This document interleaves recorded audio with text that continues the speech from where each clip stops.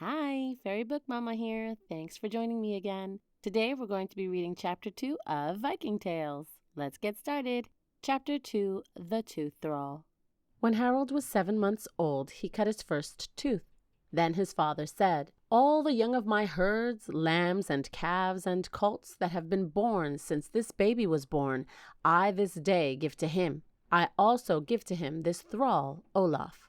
These are my tooth gifts to my son."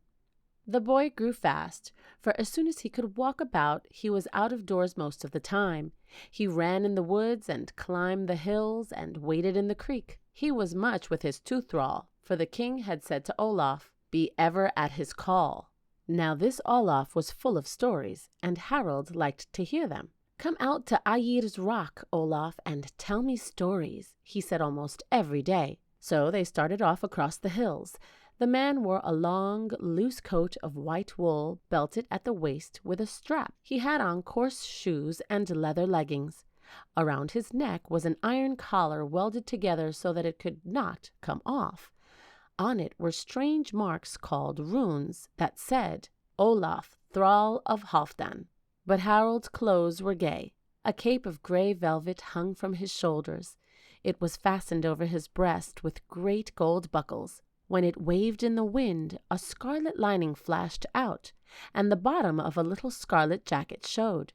His feet and legs were covered with gray woolen tights. Gold lacings wound around his legs from his shoes to his knees. A band of gold held down his long, yellow hair. It was a wild country that these two were walking over. They were climbing steep, rough hills. Some of them seemed made all of rock, with a little earth lying in spots. Great rocks hung out from them, with trees growing in their cracks. Some big pieces had broken off and rolled down the hill. "Thor broke them," Olaf said. "He rides through the sky and hurls his hammer at clouds and at mountains. That makes the thunder and the lightning and cracks the hills. His hammer never misses its aim, and it always comes back to his hand and is eager to go again." When they reached the top of the hill, they looked back. Far below was a soft green valley. In front of it the sea came up into the land and made a fjord. On each side of the fjord high walls of rock stood up and made the water black with shadow. All around the valley were high hills with dark pines on them. Far off were the mountains. In the valley were Halfdan's houses around their square yard. "How little our houses look down there," Harold said. "But I can I can see the red dragon on the roof of the feast hall. Do you remember when I climbed up and sat on his head, Olaf?" He laughed and kicked his heels and ran on. At last they came to Aegir's rock and walked up on its flat top. Harold went to the edge and looked over. A ragged wall of rock reached down, and 200 feet below was the black water of the fjord. Olaf watched him for a while. Then he said, "No whitening of your cheek, Harold. Good. A boy that can face the fall of Aegir's rock will not be afraid to face the war flash when he is a man." "Oh, I am not afraid of the war flash now," cried Harold. He threw back his cape and drew a little dagger from his belt. "See," he cried, "does this not flash like a sword? And I am not afraid, but after all, this is a baby thing.